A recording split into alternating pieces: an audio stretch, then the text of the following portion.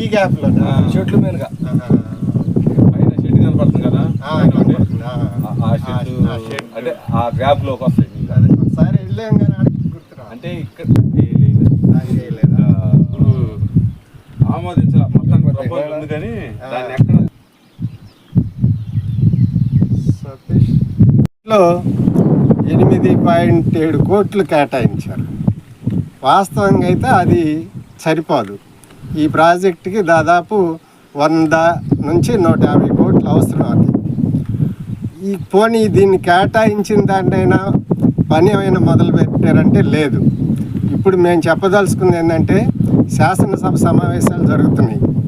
ఈ సమావేశాల్లోనైనా మంత్రి గారు దీని మీద మాట్లాడి ఈరోజే జలవనరుల మీద చర్చ, దానిలో మాట్లాడి దీనికి అదనపు నిధులు కేటాయించే విధంగా గ్రాంట్ చేయించుకొని వెంటనే ఈ ప్రాజెక్టు పనులు మొదలు పెట్టాలని సిపిఐఎం తరఫున మేము డిమాండ్ చేస్తూ ఉన్నాం.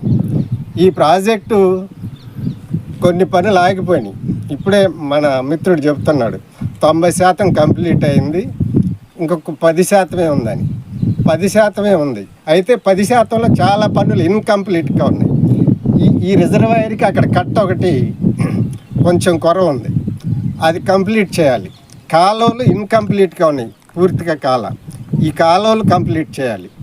అలాగే బొల్లవరపాడు దగ్గర రిజర్వాయర్ తీయాలి ఒకటి, అది కొంతమంది రైతులకి ఇంకా పెండింగ్ ఉంది భూములకు సంబంధించి, ఇది నిర్వాసితులు ఉన్నారు. దీని కింద నిర్వాసితులకి ప్యాకేజీ ఇవ్వలేదు,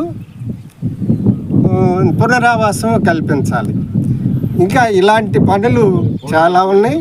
పెరిగిన బడ్జెట్తో పెరిగిన ఖర్చులతో చూసుకుంటే ఇప్పుడు మిగిలిన డబ్బులు చాలా, దాదాపు 90 లక్షలు ఇప్పటికీ ఖర్చు పెట్టామని చెప్తా ఉన్నారు అధికారులు.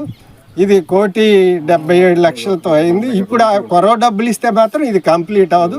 ఇప్పుడు ఇందాక నేను చెప్పిన 100-150 కోట్లు కేటాయిస్తే కానీ ఇది కాదు. అయితే ఇది అయితే ఈ ప్రాంతం 2 మండలాలు సస్యశ్యామలం అవుతాయి. కొరిసిపాడు, నాగులపాడు దాదాపు 20,000 ఎకరాలు దాదాపుగా 2 మండలాల్లో ఉంది. అందుకని దీనికోసం తాగునీరు, సాగునీరు 2 వస్తాయి. ఈ ప్రాంతం ఏమో అటు